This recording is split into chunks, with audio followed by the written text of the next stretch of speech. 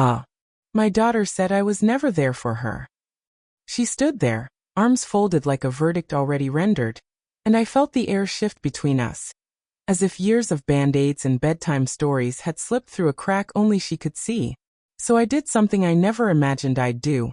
I gathered every quiet sacrifice, and I mailed it to her, one envelope at a time. If you find yourself drawn to stories of wounds we never meant to cause, and the truths we carry in silence, I'd be honored if you'd subscribe, leave a comment, and share this with someone who stood in both love and disbelief. Now come sit close, sugar. Because this one starts with a child's tear, and ends with more than one heart unraveling. The day she told me I was never there, I was peeling potatoes, just like I did every Sunday before her ballet recitals. Every week she came down with that stubborn winter cough. Every year her father missed birthdays for work. My hands didn't flinch, but inside something collapsed. I thought of the nights I sat by her hospital bed, whispering lullabies through an oxygen mask's hum. I remembered the insurance calls, the midnight drives, the arguments with nurses who treated her like a chart, not a child. And yet, none of that lived in her memory. Only the absence she felt, the presence she longed for. So I pulled out a box I hadn't touched in years. A worn lavender shoebox filled with every copay, prescription, and surgery bill. I copied them all, highlighted the dates, scribbled little notes, and I mailed them to her one by one. Each envelope was my way of saying, "You don't remember, but I was there," even when it nearly broke me. It was raining when her letter arrived. Not an email, not a text, but a real paper letter, the way we used to write to Santa Claus and cousins we barely knew. She'd underlined the return address in violet ink. That was her color. Always had been. Inside, her handwriting hadn't changed much.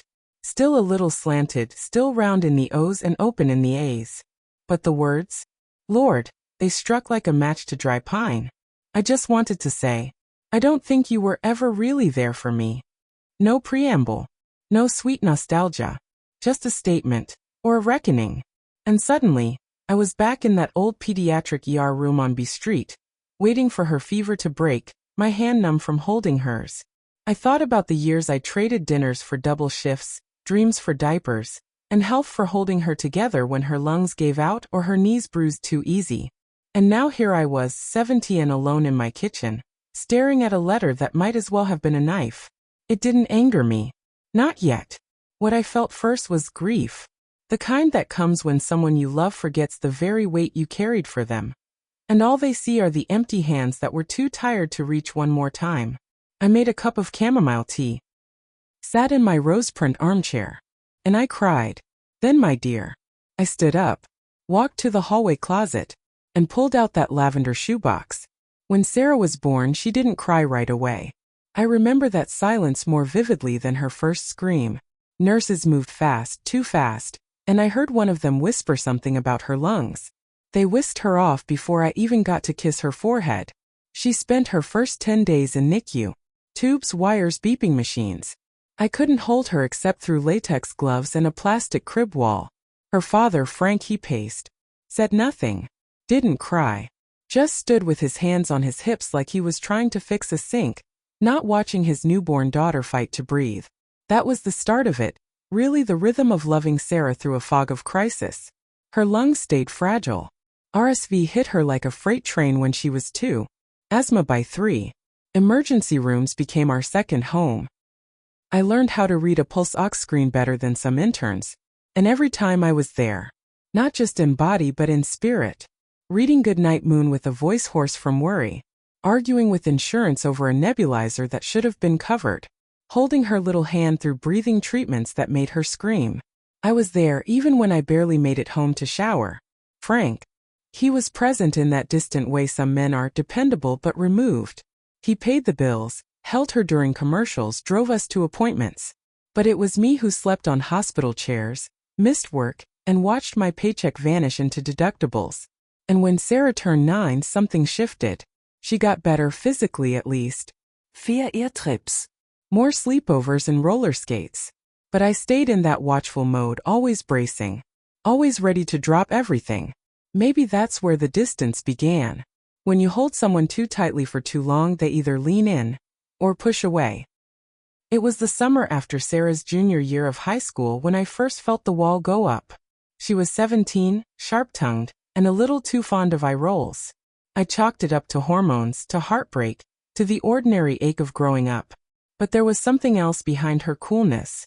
A quiet erosion of closeness I couldn't seem to stop. She'd come home late from a friend's house, hair smelling of bonfire and lavender spray, and she'd pass me with a mumbled hey. No hug. No details. Just a locked door behind her, and music that thudded through the floorboards like a heartbeat too fast. I tried to keep reaching. Left dinner on her desk when she studied late, offered to braid her hair. Even asked about that boy, Jeremy, who drove her home once or twice. She gave me half smiles, I'm fine. And doors. Always doors. Then came the parent-teacher conference. I showed up solo. Frank was out of town as usual, expecting the same talk about her brilliance and independence. But Mrs. Callahan, her literature teacher, leaned in and said, "She's distant. Brilliant, yes. But angry. Especially when we touch on family themes in essays." That night, I knocked on her door gently, sat at the foot of her bed, while she scrolled through her phone. "Baby, is there something you need to tell me? Something you've been holding back?" She didn't look up. Just said, "You wouldn't get it." "Try me," I whispered. She tossed her phone on the comforter. "You were never there. You were always working, always tired. I needed a mom, not a nurse or a shadow." "My dear," my heart clenched like a fist. "Sarah, I was there every time you—" "I don't remember that," she cut in. "I remember being alone. That's what matters." That was the first real crack. A memory I held as devotion. She held as absence. And nothing I said that night changed her mind. Fall came, and with it, college applications and tension that settled in the corners of our home like dust no one bothered to sweep. Sarah had narrowed her choices down to schools far from Charleston, cities I'd only visited once or twice, too far for weekend visits or surprise care packages. I offered help with her essays, but she shrugged me off. "They're about me, not you," she said once. I nodded, quietly wounded. Another door, another lock. Then, one chilly November evening, I came home from the grocery store to find a group of her friends laughing in the living room. Sarah sat cross-legged on the floor, sipping from a soda can, her eyes flickering to me and back like I was part of the wallpaper. "Oh hey," she mumbled. "We're just watching videos." One of the girls, a sweet redhead named Cassie, smiled. Sarah showed us her baby pictures. "You look so young." I smiled politely. She was a sick little thing back then. Spent more time in there than in her crib, poor baby. Sarah's face hardened. "God, Mom, why do you always bring that up?" "It's the truth," I said, more gently than she heard it. "No. It's your version of it," she snapped. "You act like it was this big sacrifice, but maybe I just needed you to hold me instead of playing martyr all the time." The room went still. Even the soda fizz seemed to hush. I stepped outside before I could cry. Sat on the porch, let the autumn air cool the sting in my eyes. She was rewriting her childhood, my dear, page by page, and leaving me out of the new edition. Later that night, after her friends had gone, I left a note on her desk. "I don't remember all of it either, baby, but I never stopped trying." No reply. And from then on, the space between us wasn't just silence. It was story, two versions, both aching to be believed. That winter, I found myself talking to Frank more than usual. Not because we were close, divorced as that slow sort of fraying where the threads still touch but don't hold, but because we both sensed something slipping with Sarah. And maybe we each wondered in our own quiet guilt what thread we'd dropped. "I think she hates me," I whispered over the phone one night.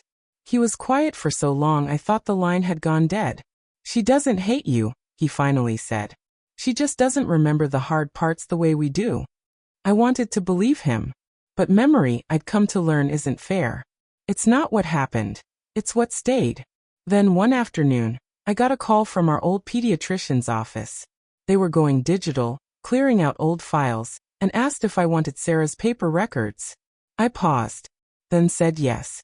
A week later, a thick manila envelope arrived. Inside, chart notes, billing statements, treatment logs, dates and codes, and scribbled nurse handwriting. The evidence of my sleepless years. I sat on the floor of the living room, papers spread like puzzle pieces. April 14, 2008, asthma attack. June 2, 2009, X-ray for suspected pneumonia. January 2011, surgery pre-approval. Dozens of them. My fingers trembled as I sorted them. Not from anger. Not even sadness. From validation. I was there. I just didn't think I'd need to prove it. I spent the night making copies. Highlighted dates. Circled notes that said mother present. Scribbled little memories on post-its. You wore your duck pajamas. You cried when the nurse missed the vein. I held your hand the whole time. And then I did something I never imagined. I bought a pack of small white envelopes. One for every month she said I wasn't there. And I began mailing them. One by one. The first envelope arrived at her dorm mid-January. I know, because she didn't call, didn't text, but I tracked the delivery like it held her Christmas gift. Inside was one page. The ER bill from when she was 5, her fever spiking to 104, and a scribbled note in my handwriting. You asked for your red blanket. I brought it from home. I sent one a week after that. February, her broken arm from falling off the monkey bars. March, the ear infection that lasted through her birthday. April, the breathing scare after that school trip to the petting zoo. Each envelope carried a fragment of those forgotten years, not to shame her but to remind her. You were never alone. Still no response. Not a peep. Until the 10th envelope. It was a Friday when I heard the front door slam. I turned from the kitchen, spatula still in hand, to see her standing there. Flushed cheeks, teary eyes, holding a stack of envelopes like they were burning her fingers. What the hell is this, Mom? She hissed. I set the spatula down. Quietly. Steadily. They're pieces of the story you said didn't exist. She dropped them on the table. Pages fluttered like falling leaves. I said you weren't emotionally there. Not that you didn't pay for stuff. I blinked. Felt something in my chest cave in. Do you think I chose between money and emotion? I asked, voice barely more than breath. I was there holding your hand and fighting insurance in the hallway. I was terrified I'd lose you. You don't remember, baby, but I do. She pressed her palms to her eyes. I just remember needing you to listen. And you always fix things instead. That was it, my dear. The breaking point. Both of us right. Both of us wrecked. After that night, the house grew so quiet, it felt like grief had moved in. Sarah stayed the weekend, but only out of obligation. Her suitcase sat by the door untouched. We moved around each other like ghosts. I made pancakes, her favorite, blueberry with extra crisp on the edges, but she barely touched them. Sunday morning, she stood at the kitchen counter, the light from the window soft on her face. She held one of the envelopes, thumbing its corner. You kept all this? I nodded. Every bill. Every note the doctors gave me. I thought, maybe one day you'd want to know. She looked at me then, not angry, just tired. Why didn't you ever talk to me about it when I was older? I didn't want to burden you, I said. I wanted your childhood to be something better than my worry. She set the envelope down gently, but it didn't feel better. It felt empty. Her words weren't sharp this time. They were soft, and that somehow hurt worse. That night, after she left, I sat with Muffin curled on my lap and stared at the fireplace we never used. I replayed every birthday party, every sleepless night, every therapy session I paid for so she wouldn't carry anxiety like I did. And yet, somewhere in the space between her hurt and my effort, we'd both been wounded. She, by the quiet I mistook for strength. Me, by the memory she no longer held. I wondered if trust could shatter, even when love never wavered. Sometimes, my dear, love is loud and visible. Sometimes it's the silence of staying up until dawn, whispering to machines and hoping your child wakes up just to say your name. And sometimes, they forget you were ever there. The days that followed felt like winter refusing to end. Cold, unmoving, heavy with things unsaid. She stopped calling. I didn't write. And in that thick quiet, I began to wonder if maybe we'd reached the part of the story where the mother fades into memory, and the daughter writes her life without her. I stopped sending envelopes. There were still more, years of them, but I couldn't bear the thought of my love arriving like a paper ghost, folded and forgotten. At the grocery store, I lingered longer by the blueberry bins. picked up the brand of shampoo she used to steal from my bathroom, caught myself walking toward the pharmacy aisle without reason, just habit, just muscle memory from all those years. I even found myself rereading her old school essays. She once wrote about wanting to be a dolphin trainer. Another year, a paleontologist. Her handwriting grew smaller as she got older, tighter, like she was pulling inward too. Some nights, I'd reach for my phone, thumb hovering over her name. But what do you say when your child has told you plain as day, "You weren't what I needed"? You sit with it. You cry quietly, into the crook of your arm where she once tucked her head after bad dreams. And you wait, because silence too is a language. It just takes longer to understand. I stopped going to church that month. The pew felt colder without her beside me, half listening to the sermon, whispering about how the choir always sang off-key. Funny how the smallest absences echo the loudest. One morning I pulled down the attic ladder, dusted off boxes I hadn't opened in years. Inside were pieces of her I'd forgotten 2-finger paintings, crumpled spelling tests, a pink ribbon from her first field day. I found the inhaler she used when she was 6, the teddy bear with one eye that she wouldn't sleep without. I sat cross-legged on the floor, surrounded by these relics of love. And I asked myself, did I really fail her? I thought love meant sacrifice. That if I bled quietly, she'd never know pain. That if I worked late, so she could have braces, summer camp, and every medicine that insurance questioned, it would be enough. But I'd never told her the cost. I made it look easy. And maybe that was the mistake. In the stillness of those days, I began to reckon with a truth I hadn't dared say aloud. Love without language becomes invisible. And my daughter, so bright, so sharp, so aching to be seen, had grown up surrounded by my presence, but starved for my story. I started journaling again, writing letters I never sent, not to explain away her pain, but to understand my own. And as I wrote, I began to see her not just as my daughter, but as a woman trying to piece together the past from shadows. Maybe, my dear, we'd both been holding our breath for far too long. It was late March when the first letter arrived. Not a text, not an email, but a real letter, in violet ink, sealed with a tiny sticker of a tulip. Just like the ones she used in middle school. I held it in my hands for a good 5 minutes before opening it. Inside, her handwriting was shakier than I remembered. Like she'd hesitated, erased, rewritten. "Mom," it began. "I've been trying to figure out how to say this without it sounding like blame. I think I needed to. Blame someone, and you were the easiest target. I know now that hurt has a funny way of rewriting memories." She wrote about a moment she'd forgotten. The night of her 3rd hospital stay, when I brought her a book about space and traced the stars on her ceiling until she fell asleep. "I had a dream about that book last night. The stars glowed just like they used to." Then she wrote this.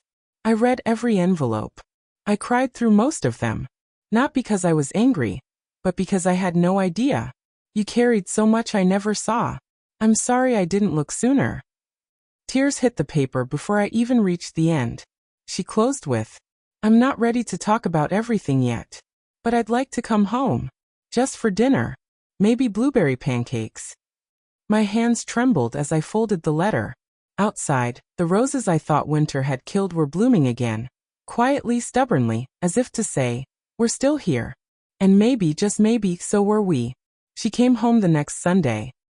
No suitcase this time. Just her, wrapped in a denim jacket 2 sizes too big.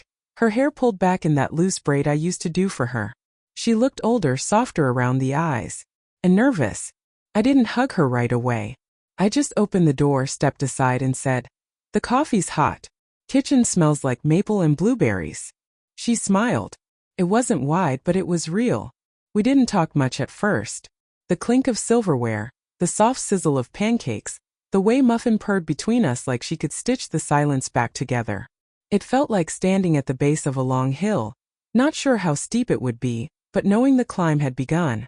Halfway through breakfast, Sarah looked down at her plate and whispered, "I didn't mean to erase what you did. I wanted to feel like you saw me too." I reached across the table, placed my hand over hers.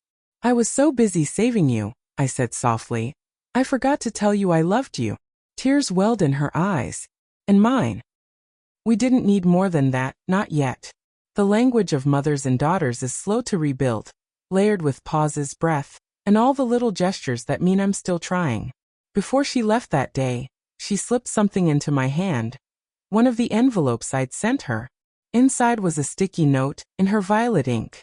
Let's start writing a new story together. One where I remember, and you don't have to prove anything anymore. I placed it in my journal that night, pressed between the pages like a flower we'd nearly lost to frost. The next time she visited, she brought photos. Not baby pictures. Not holidays or birthdays. Polaroids from her campus, a late-night diner, a sunlit library, a snapshot of her and her roommate grinning with smeared eyeliner and coffee cups in hand. She laid them out like offerings, and I understood. This was her way of inviting me in. We sat on the porch with lemonade, just like we used to when she was little and curious.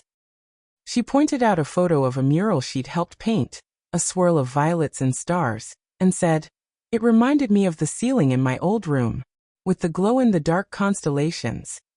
"I kept that ceiling painted long after you moved out," I said. "Couldn't bring myself to cover the stars." She laughed, really laughed. And for the first time in what felt like years, her voice didn't carry the weight of proving anything. We began talking weekly, sometimes about big things, therapy, memories, how it feels to grow up and look back with clearer eyes.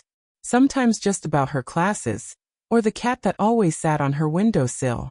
One day she called just to ask how I used to make her chamomile tea taste less like leaves and more like comfort. "You steep it longer," I said, "and always add honey while it's hot."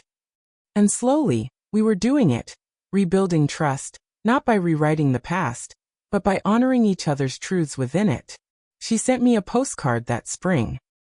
A photo of a bookstore, handwritten underneath. "You'd love this place.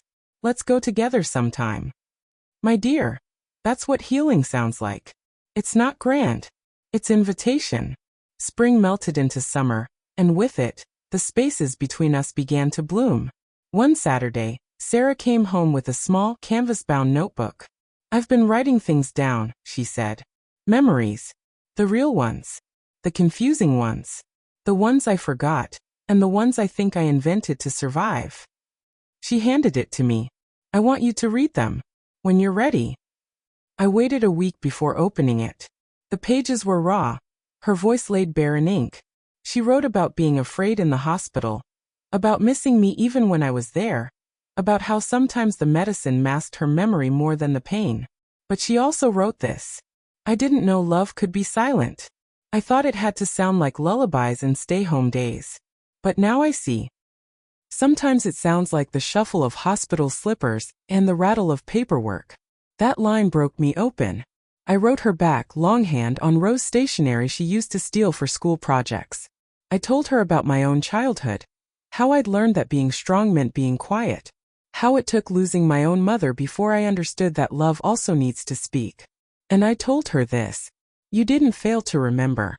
I failed to give you a language for what I was doing. But you found it anyway, didn't you? You found the thread. You stitched us back together." Weeks later, we stood in the garden planting roses. The lavender ones, her favorite. She knelt in the soil, hands dirty, hair pulled back like always. She looked up and said, "You were there, Mom. I see it now." And I replied, "You're here now. That's all that matters." It's been 3 years since that first envelope. These days, Sarah calls me every Sunday. Sometimes from a grocery line, sometimes just to share a silly thought or ask about the best way to get stains out of linen. We still talk about the past, but not to prove it anymore. Now we talk to honor it, the messy, the beautiful, the things we both got right, and the things we didn't know how to do better. One rainy afternoon, she surprised me by framing one of the old hospital bills. The smallest one, barely $40. Beneath it, she added a little plaque. She was always there, even when I forgot how to see her. It sits on her bookshelf now, next to textbooks and candles, and a tiny ceramic cat that looks a lot like Muffin. Healing didn't arrive all at once. It came in letters, in hard truths, in pancakes shared without defense. But it came. And my dear, if you're listening to this and carrying your own ache, from a child who doesn't remember, or a parent who never said the words, know this. Love doesn't disappear when it's misunderstood. It waits. It writes. It whispers in the cracks until one day, someone finally hears it. If my daughter said I was never there for her, so I sent her my hospital bills from her childhood stirred something familiar in your soul. I hope you'll leave a note below and tell me which part lingered. Maybe you've lived this story from the mother's chair, or the daughter's silence. Share this with someone who's learning how to speak their love better, or receive it more fully. And if you'd like to hear more stories like this one, well, subscribe, my dear. I'll be right here when you're ready.